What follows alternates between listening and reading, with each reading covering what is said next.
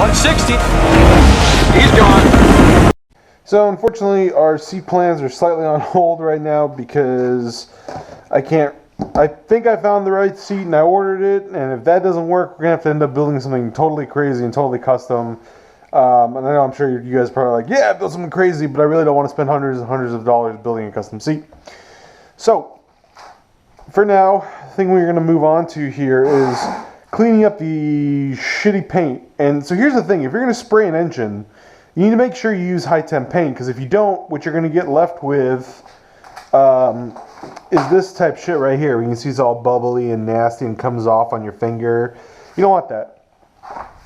So we're going to use a combination of things to give this bike kind of a cool engine look, kind of like you see here, that goes with the paint job really well.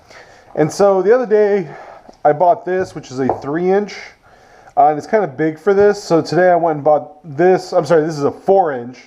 I bought a 3-inch, a 2-inch, and a little angle grinder to get in there. I also bought this, which is kind of 1/4-inch wheels, so that helps. And also this if I need some sandpaper just to play around with this tool. I still need to put a adapter on this before we can use it. But hopefully, I'm going to see if I can get the bike sort of upright on either the front doohickey or the rear doohickey, and then we're gonna get to work and basically see how we want to do it. I really like the way that this panel is going along. You still have some of this old paint residue. It's in the crevices, in the creeps, but it kind of goes really well with the rest of it. So what we're gonna do is I sanded this a little bit down here, sand down the outside of the fins, maybe the sides of the valve covers a little bit, but leave this part, this engine part, is actually done correctly. So it leads me to believe that this was probably powder coated correctly, either by the factory or by somebody who knew what they were doing. And then this kind of spray paint that's in certain places was done by an asshat. So we're also going to have to take off little pieces like this. Like this is a solid black piece, needs to get taken off. A few other little things, but going to get to grinding. And just kind of show you guys how to do it, how it turns out, because there's not really a whole lot of thought to this. You just kind of have to grind it down until it looks good.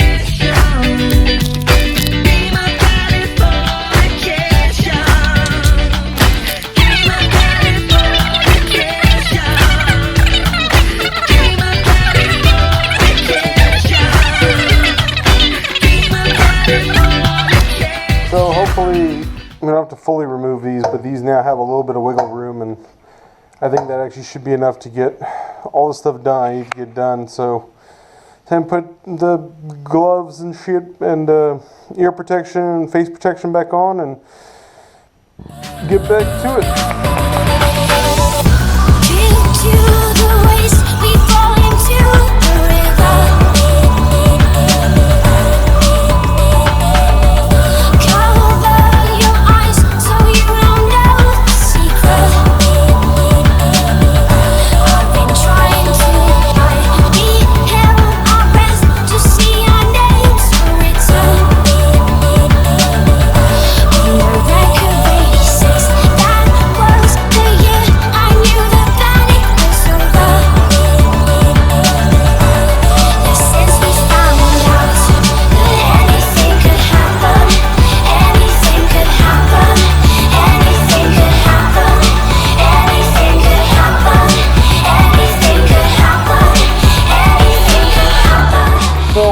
It's probably not everybody's cup of tea.